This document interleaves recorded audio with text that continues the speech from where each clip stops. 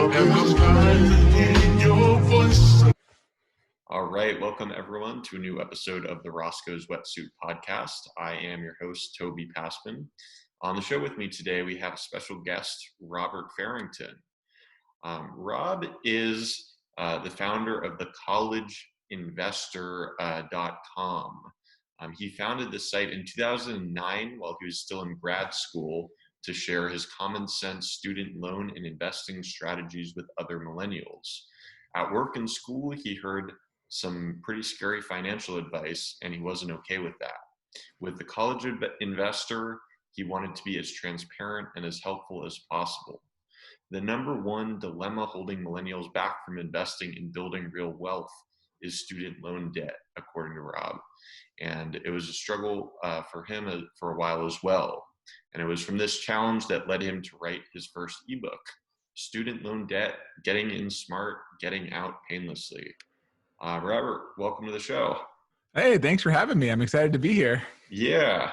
So obviously this is a, pretty pressing issue, in society today, in terms of student loan debt.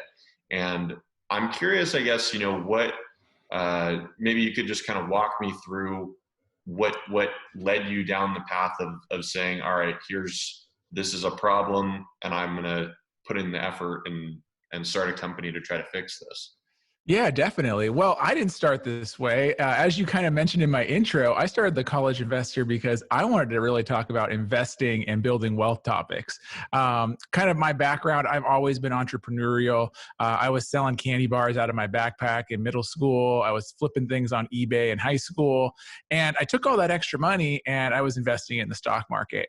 And that was my goal with the College Investor, right? To share tips so that college students could start investing. Well, when I graduated, I had $43,000 in student loan debt.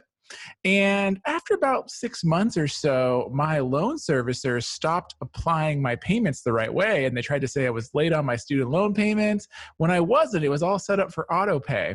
So I wrote about it on my site, right? And I wrote my whole saga and battle and what happened.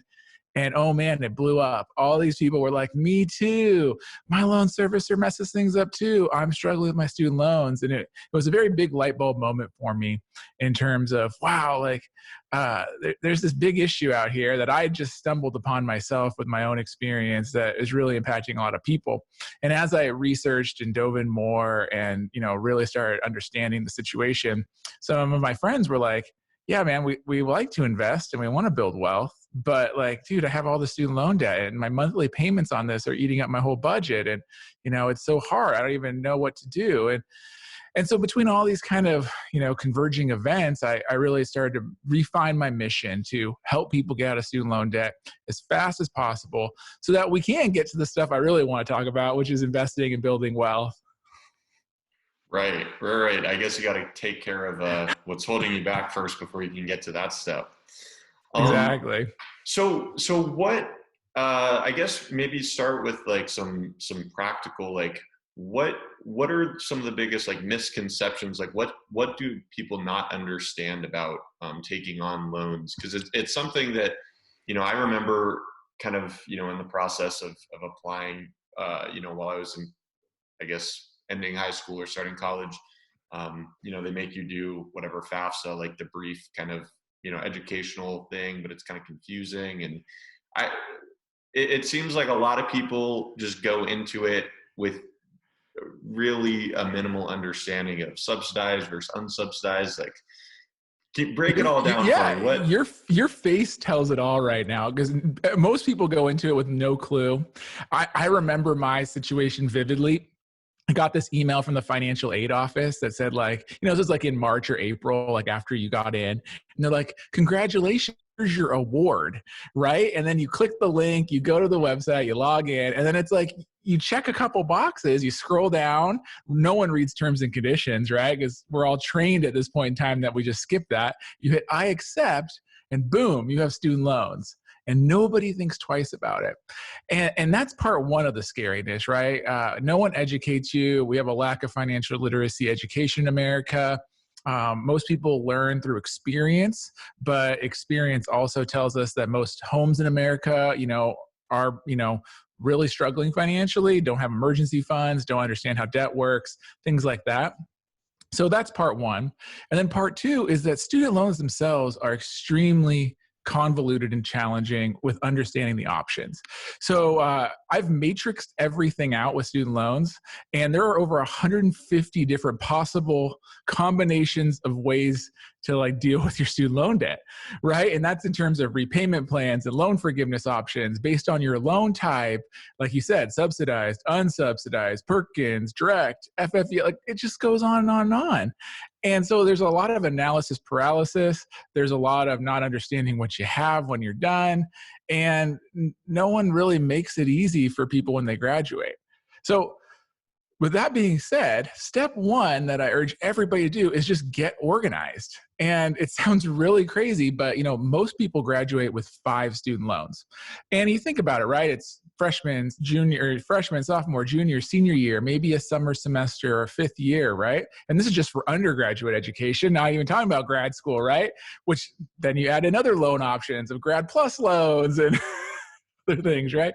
So, get organized. You need to go find all your loans. You need to update all your information, right? Because none of us live where we lived freshman year of college. It's just a fact. You might have lived at home with your parents. You might have lived in a dorm room. You might have had an apartment. You might have moved like 4 times since you were a freshman. So is your loan information accurate? Can you get your bill every month? Is your email address updated? Can't tell you how many people sign up with their school email address. And then literally, 6 months after graduation, your school shuts off your email address. And then, suddenly you don't get your statements anymore. And so it's like things like this. You got to go find your loans, get organized, lay them all out. Whatever tool works for you. If you're a pen and paper kind of person, if you're a spreadsheet person, if you like an app to keep track of your money, figure out your style, lay it all out, get organized, and then we can start talking about all the different options and levers you can pull. But if you don't know what you got, it's really hard to, figure out where to go. Right. Before we get into more the remedies of the situation, I'm curious to hear your thoughts just on the, I'm thinking back, like I have a family friend who would always tell me, like when I was in the process of applying to colleges, to think about like the ROI, the return on investment, right? And I would, I brought this up because, you being a business guy, I wanted to hear your perspective on, do you feel that, is college, and I would assume it probably differs, case by case, but do you feel that college is usually a good investment, or grad school, like, or are we kind of being duped out of our money, or is it somewhere in between? So in general, yes, the studies, the statistics, everything says that college and getting a college degree is worth it. The question is borrowing a lot of money to pay for that worth it, right? So like if you want to look at household net worth, household income studies, you want to go dive into the science, a college degree will earn you millions of dollars, or at least $1 million more than not having a college degree over the course of your lifetime. That's statistically proven to, 2018 basically. But the question is it worth it for everybody? And is it worth it if you borrow? And so an interesting study came out from the Federal Reserve just this summer, and it was the 2019 Household Net Worth Survey. And so it asks you, is college worth it? And it kind of breaks it down in different terms. And so college is worth it for 2 groups of people. The people that spend a fortune on college, so I'm talking people that spend $100,000 plus on college, it's worth it because those people are typically doctors, lawyers, going into high net worth positions. And as a result, they are spending a fortune, but their income and in turn, typically their net worth will reflect that. The other group of people that college makes a huge benefit for is those that spend less than $30,000 in total on college. And those are people that are typically going to advance themselves. Because one, if you look at the price tag, it's very low. So if you only spent $30,000 and you're going to earn $1 million more over your lifetime, boom, that's a great outcome, right? And these are also people that are going to community college, sticking to state schools. They're probably living at home or house hacking in terms of keeping their living expenses down. And so they're making their college ROI much better. The people that fared the worst and have actually seen a decline in the ROI of college over the last decade is that middle pack. People that spend between $30,000 and $100,000 on college are seeing a decline in the value of college. And it's such a drastic decline that it's actually made the total ROI of college go down over the last few years. Isn't that crazy? Like when you think about it, and now granted, there is a huge ROI still going to college, but like it is actually going down. So when you hear these online entrepreneurs talking about just go start a business, right? Well, maybe, but college is still worth it for a lot of people. I think we have a big psychological problem in America with college is that we created this culture where everyone needs to go to college.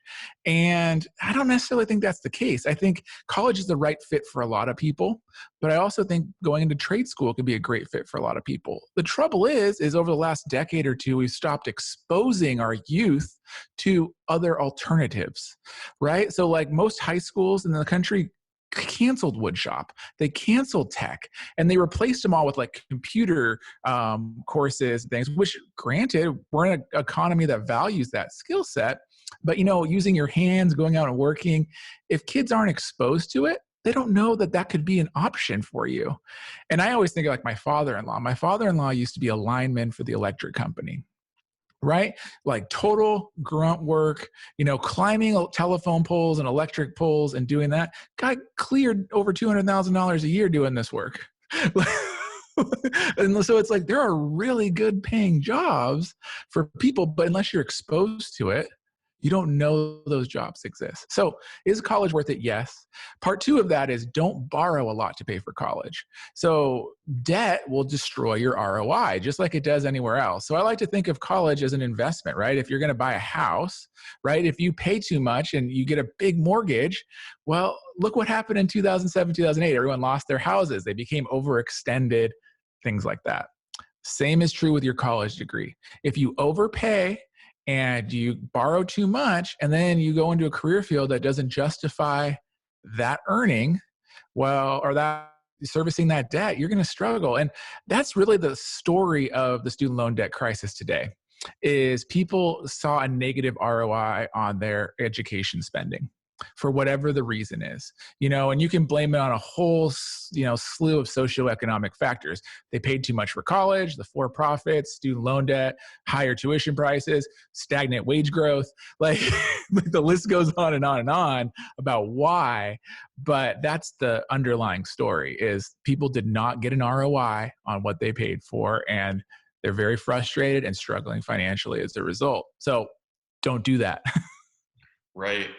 Well, it's funny. I was just talking to a friend the other day, having a conversation just about like the way the school system is set up. How people are often, at least what I was exposed to, no one really took a gap year. I mean, I went to a very good high school in my town, and it was just kind of college was just how sort of going from middle school into high school. It was just high school into it was like not a question of am I going to college? It was where am I going, for college? And, just talking with a friend about kind of different countries, different parts of the world have different systems. Like he had brought up, we were talking about, in Israel, how they, students, they graduate high school and then there's a mandatory military service. And then when they get back from the military, they often work for a few years and then go to college, like when they're 26, 27.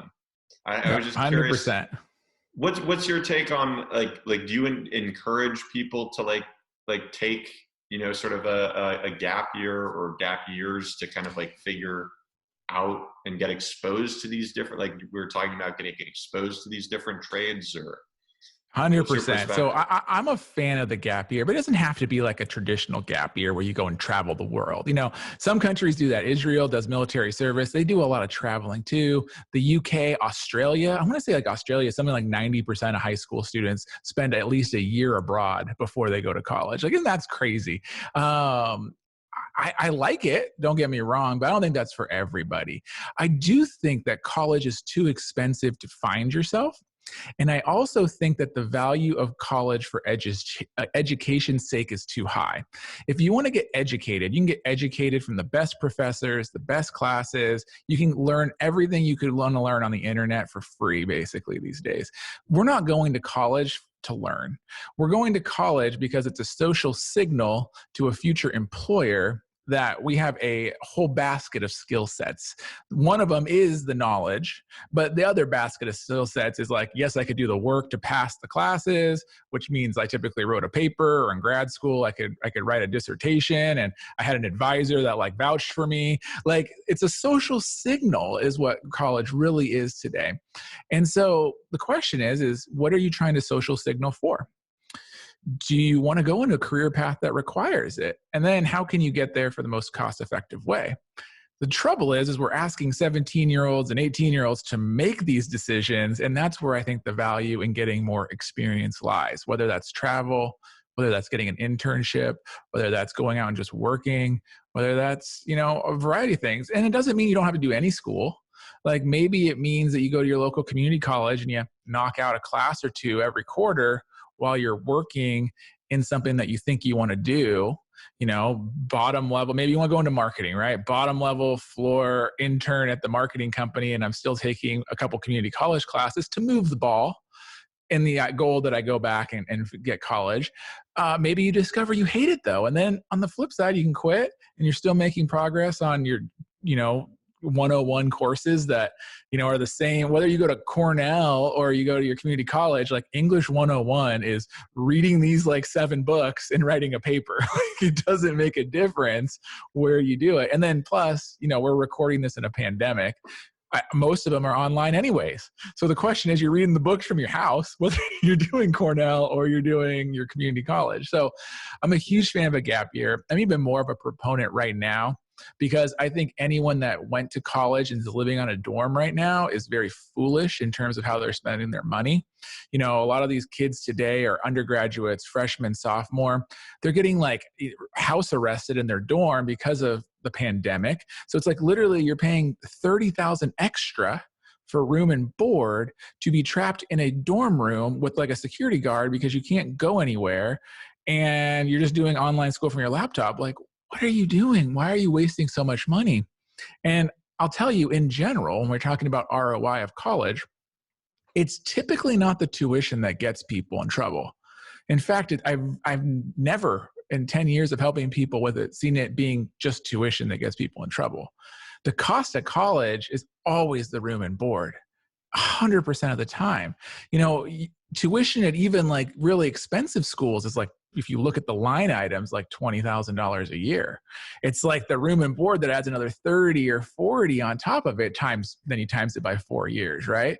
So that's also something that you really need to keep in mind in terms of, is college worth it or not? How about, I wanted to go back to something you had said just previously about, kind of employers, a college degree or further, graduate degrees could signal, that a job candidate is going to be, going to be able to do a good job. Do you see that? Because like also with what you were talking about with how, you can basically learn anything online. Do you see employers starting to value the college degree less? Like, do you see that? Is that going to start happening, or is it already happening, or is that always? It's been happening over the last 5 to 7 years, and I want to say this pandemic has accelerated it. So especially in the corporate world, I'll tell you that, like, some employers had these random, must have a bachelor's degree, all this kind of stuff. That's going out the window very quickly. And in tech, man, tech has like propelled the ball. Like, nobody cares where you went to school. They all care if you can do the work, which is really what it's always actually been about. If we want to talk about it, like, people hire you to do a job. And if you can do the job well, great. You usually get promoted or rewarded better with salary. And so I'll share the story of my cousin. My cousin graduated a few years ago, and he's a computer science engineer. And he struggled for the first couple of years to get a great job. And I'll tell you that it likely had to do with his social and interview skills.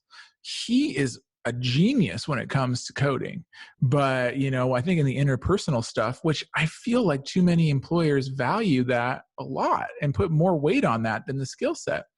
Well, recently in the pandemic, he went to one of the largest tech firms, does really technical stuff, and applied.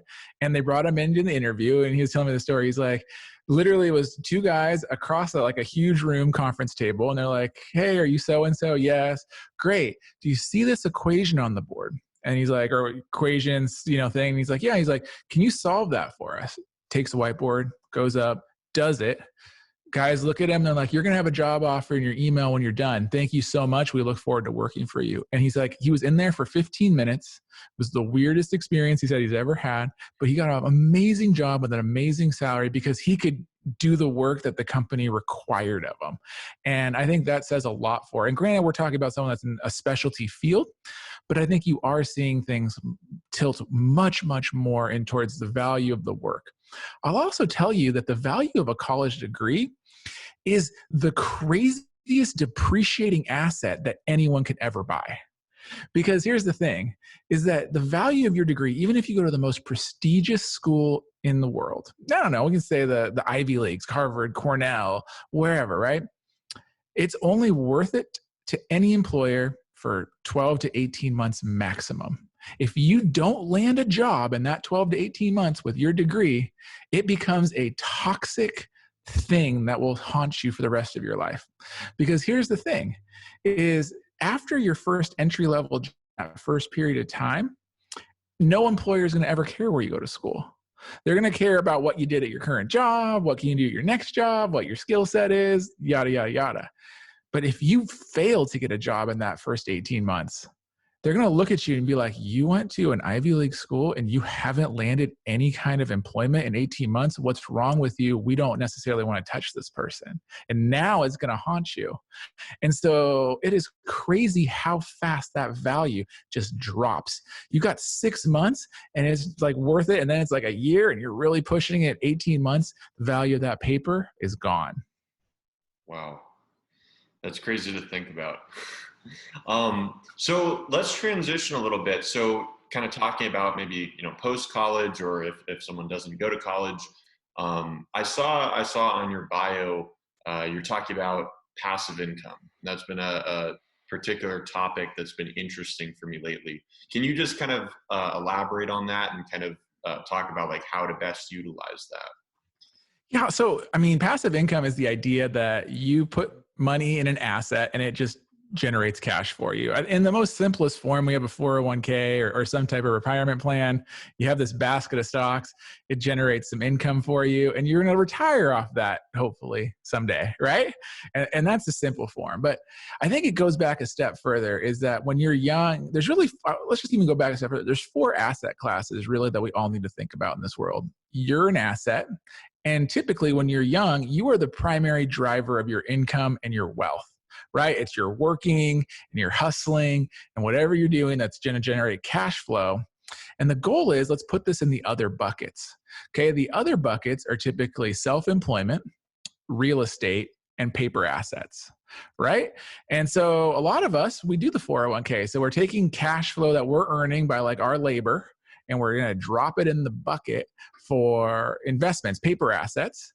And that's going to hopefully grow for us passively, because once it's in that bucket and once it's in the stock market and index fund, it's just going to grow and reinvest the dividends and whatnot. And then you're never having to put more labor into that bucket again, but that income is going to hopefully be enough for you in the future that you can take the you and turn that dial down to 0 and not have to earn it. And so that's the premise of passive income. And that's what we should all be working for. And there's, like I said, there's a variety of buckets you can put it in.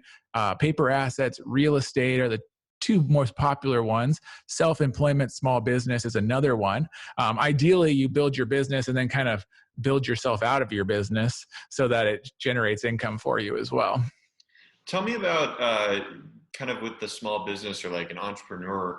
What sort of advice do you have? Because I know, like, a lot of people are working, they're still working their 9 to 5, and they're kind of using that, along with maybe a side hustle to kind of build up, to kind of grow their own thing in the future.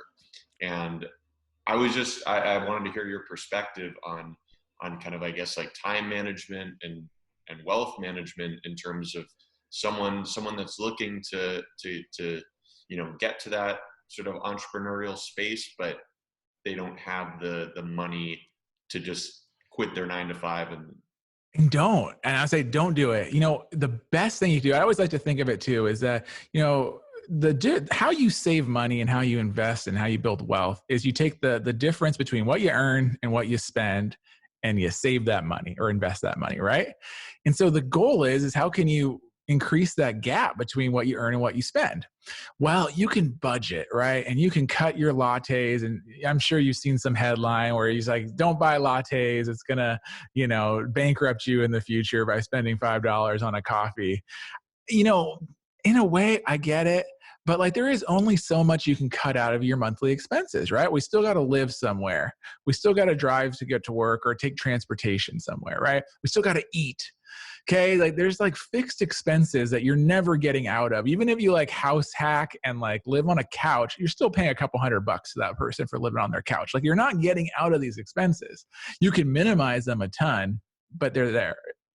But the earn more side is almost limitless. So you have your day job, but what if you went out and drove for a ride sharing company or delivered Postmates or DoorDash or whatnot, and you could put extra money in your paycheck or in your bank account every single month? That's the key to wealth. So that's my story too. And I love it. This is what I'm super passionate about. So, I said I had $43,000 in student loans and I paid them off in about 3 years. And I did it by working my full-time job and side hustling. And at the time, my main side hustle was flipping stuff on eBay. And I was doing that to the tune of about $2,000 a month. And I was doing it by every Saturday and Sunday, and sometimes on Thursdays and Fridays, if I had time, going to garage sales and estate sales. And then I'd go home and I'd list them on eBay, and then, I'd sell it and I'd pack it and ship it. And every day on my way to work, I was hitting the post office and dropping it off and mailing stuff out. And you know what? Between working full time and the extra income, I was able to knock out my debt. But then I didn't stop there. I kept it up. And then I was able to buy a house, get totally debt free, car, all that stuff's gone, and really start achieving your financial goals, because it really starts to snowball the more you do it, and you build a habit and you start really learning the time management. But I will tell you, it's so much easier when you're younger.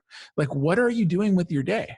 Like, you're getting up maybe 7 or 8 o'clock, you're getting to work. Maybe you're working online these days, right? So like, you're literally, instead of a commute time, you're like rolling over to your desk, and like, you're doing that until 4:30. But come on, we're all working at home right now. So are you really doing that? And then like, are you just flipping on the TV and watching Netflix and spending money on cable? So that's an example of something that's just costing you money. You're not using your time effectively. Your time's actually costing you more than it would be. Like, imagine if you didn't pay for cable and Netflix, and instead of that afternoon when you were done with work, you went and delivered for DoorDash.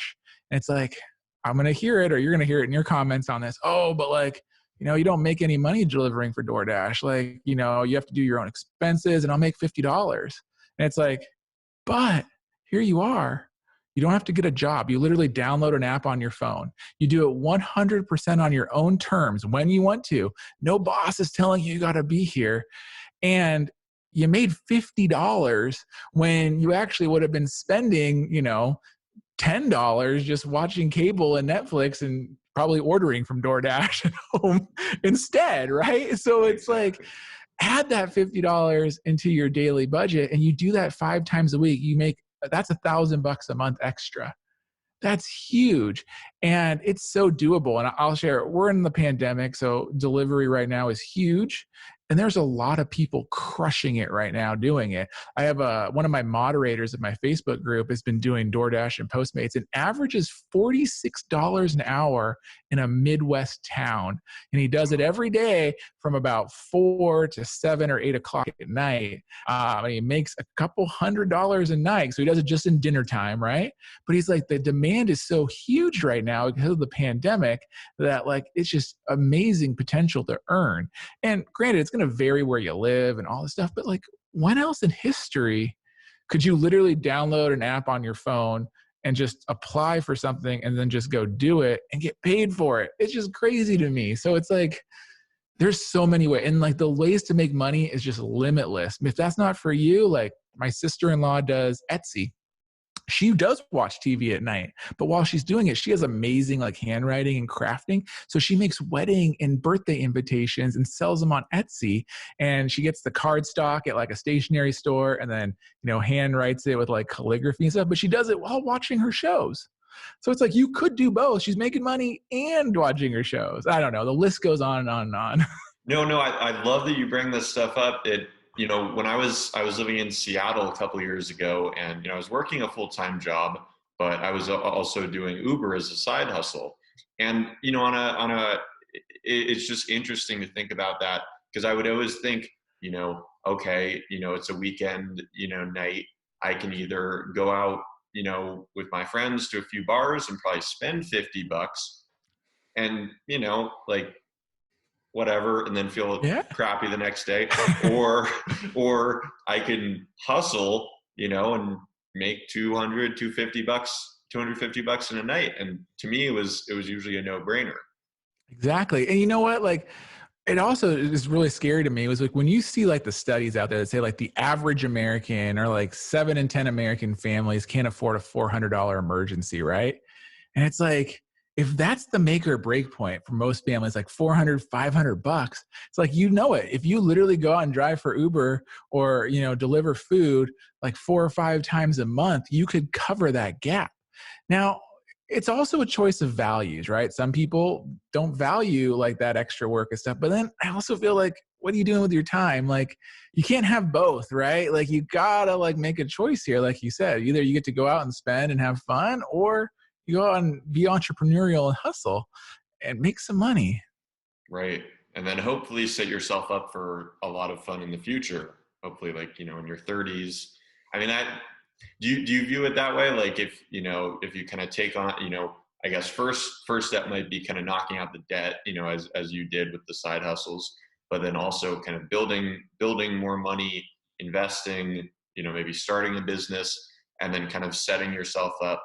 I hear a lot and, watch videos and see things written online about kind of like, hustle, spend your 20s hustling, and then your 30s, not necessarily saying that you're going to just spend it on a private island the whole time, but, you'll at least, get to have some fun.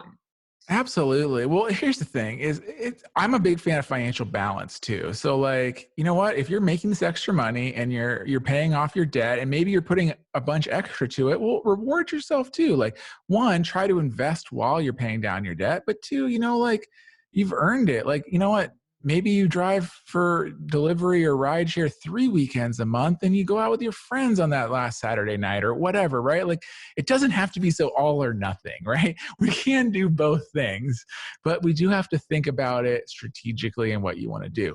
I'm a huge fan of the, I call it front loading your life.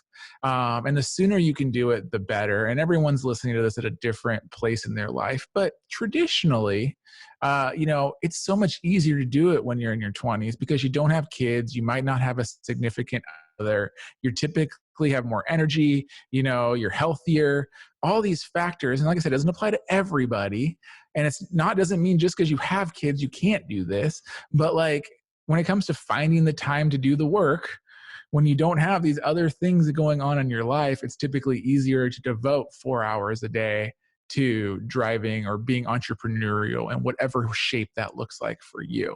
So I'm a huge believer in it. And then, if you can keep your costs low through your 20s, like live like a college student until you're 30, and you're really focused on boosting your income, dude, you could be financially set for life. I mean, that's exactly what happened to myself, my wife. We worked as a team. We eliminated our debts, bought our house, paid off our mortgage for that, like basically financially independent by the time we turned 32, and don't have to work a day in my life again if I don't want to.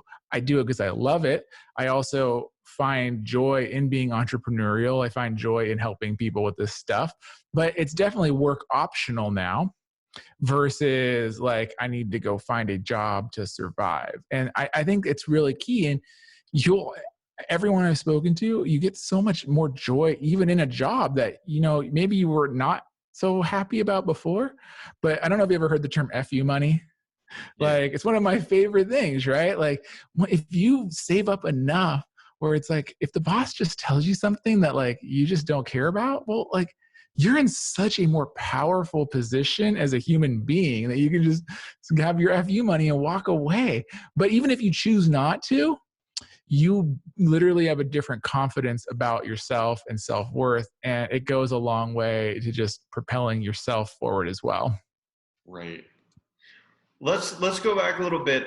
So say someone is, they're maybe working a full-time job, side hustling, and they've got this extra money coming in. Should they just be putting it in their bank account, or should they be investing it in some way? And if so, So what way? both. So one, you should always have an emergency fund. And this is what we talk about with a savings account. You should have cash in a savings account that you could literally go and pull out of an ATM machine or write a check for. And the reason for this is stuff happens. Your car breaks down, you have an unexpected medical bill, like, I don't know, you need a roof repair, like weird stuff just happens in our lives and it costs money and you need to be able to pay for it. So like, get an emergency fund. And there's different levels of how much emergency funds you have. I'm a big believer on like the 9-month range. Like, I'm farther out than anybody, and I think the pandemic has really kind of shown people that you really need to save to take care of yourself. But start with like $1,000. Like, don't think you need to get crazy, and then build from there.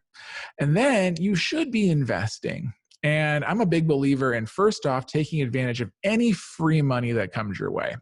And what I mean by this are things like a 401k match, right? So if you work at a company, typically they'll have a 401k and they'll say something like, if you contribute 5%, we'll give you a 5% matching contribution. That's free money. So you put your money in and they give you a 5% bonus just for contributing your 401k. Like, do not pass that up. That is you double your money overnight, and there's no investment in the world that lets you do that. So it's a phenomenal way to do it. There's also free money in things like a health savings account.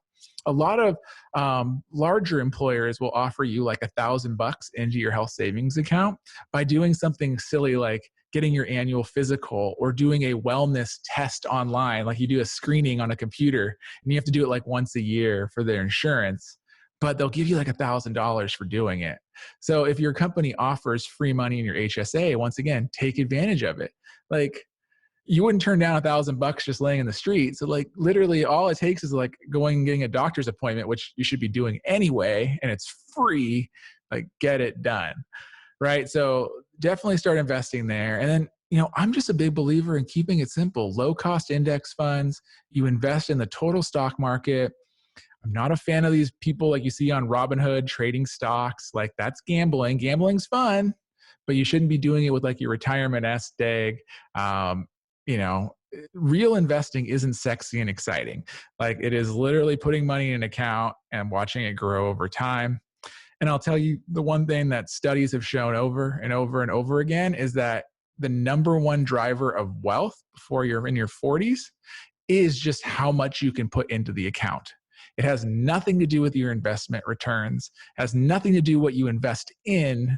It's literally just how much money you can get into your savings account before you're 40 will determine your wealth in the future. Interesting.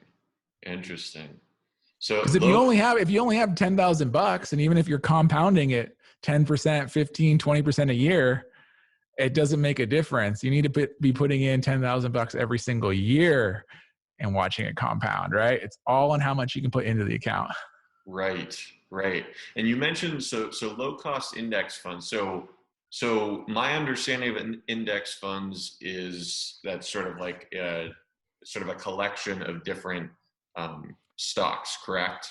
Right. So why I love index funds is an index is basically a list of however many stocks. A common one you hear all the time is the S&P 500, right?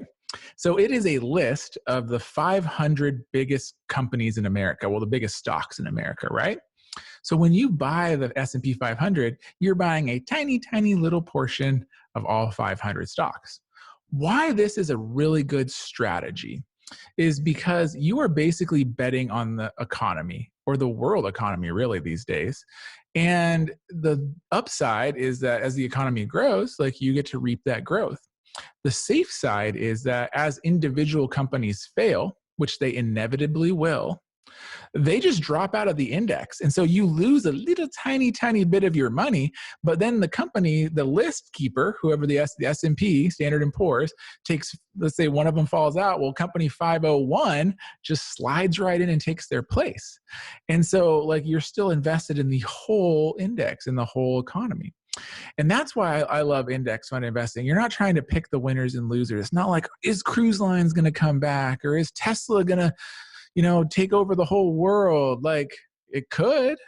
And then, someone's going to hit a home run, but like it also could totally fail and in 5 years be bankrupt. Like, even big companies like GM and them go bankrupt. Like you think Tesla doesn't have that opportunity. But then if you invest in literally every company in America, the only way you're losing is if like the whole entire economy collapses for decades to come, in which case you also have bigger problems to worry about than what was in your S&P 500 fund.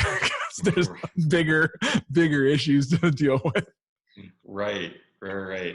And do you have like a set sort of like percentage, or do experts recommend like a set percentage of like, say the income that you have coming in, like what, how much should you just, have in the bank account? How much should you be putting in index fund? Well, you should put as much in as you possibly can. I like to say things like save until it hurts. Like you should be feeling some type of emotional pain early on with how much you're putting away and feeling like, oh my God, this is too much. That's the amount that you should be putting in there. I will tell you some cool strategies, things too. Like if you're in your 20s, if you can save 50% of your income or more from your time you're 22 to 35, you're done. Like you don't have to work again. Like it's just things like that. Like those are kind of motivating to me. Like if you can do it like 10 years basically of saving half your income, there's a really high probability that you're just financially set for life. So it sounds like a pretty good bet to me.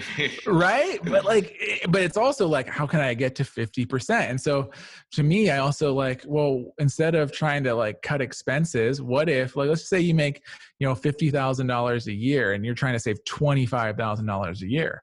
Well, what if you could earn an extra $1,000 a month? Now you've earned 12,000, which can go to that $25,000 goal. And now you're only trying to save 12,000, 13,000 bucks this year. Then if you get like $1,000 into your HSA, now you're down to 12,000. Then you get a 5%, HS or a 401k match. Now you're down to 7,000 that you're trying to save. So now we're talking much more manageable levels. But when you rewind and look at your whole year, you're like, man, I actually put away 25,000 bucks through these various tips and tricks. Right. Well, Robert, we're coming up onto the end of the show. This has been a very enlightening conversation for me, and probably going to do a lot more research on some of these specific subjects after we get off. I wanted to ask you, what have there been any like major changes kind of in your recommendations as far as like investing or loan repayment, just in, like, with what's going on in the world with COVID? Has that dramatically changed anything specifically? Yeah, when it comes to your student loans, one of the big changes with COVID, which has never happened before in history, is that all federal student loan payments are paused, 0% interest and 0 payments due until December 31st, which is just game changing. So I'm a huge believer in never giving the government a single dime more than they're ever supposed to get from you. So even if you could afford these payments, save that money, and then you could put a lump sum towards it in January, like, when your first payment's due, and that could be a great approach. But on the flip side, if you're going for loan forgiveness, like never give the government any more money. And so you should be taking this time, making sure you're filling out your paperwork appropriately and just enjoying it, saving that, maybe putting that money towards other debts. I don't know, but that's been the big one. A lot of talk about student loan forgiveness, coming up in the political sphere. I wouldn't count on it. If anyone out there is looking for like a blanket program that's different than what we have today, like $10,000 towards your loans, or, Joe Biden has said, like anyone that goes to a state school and makes, less than $125,000 a year, or historically black college or university, I wouldn't count on those blanket loan forgiveness programs. Now, if you've been saving a lump sum and you're like on the fence about whether I dump it towards my loans or don't, well, I would make your minimum payments for the first few months of next year and see what happens in the political space. Making an extra 3 or 4 months of payments in the hopes that something happens with loan forgiveness isn't going to make or break the bank in the long run. But like for most people, I think don't count on any kind of blanket loan forgiveness. Sadly, is always we all would like to see it. There's a lot of programs today. 50% of every student loan borrower qualifies for something as it stands right now with no changes to the law. So educate yourself on what you could be eligible for and what it takes to get it.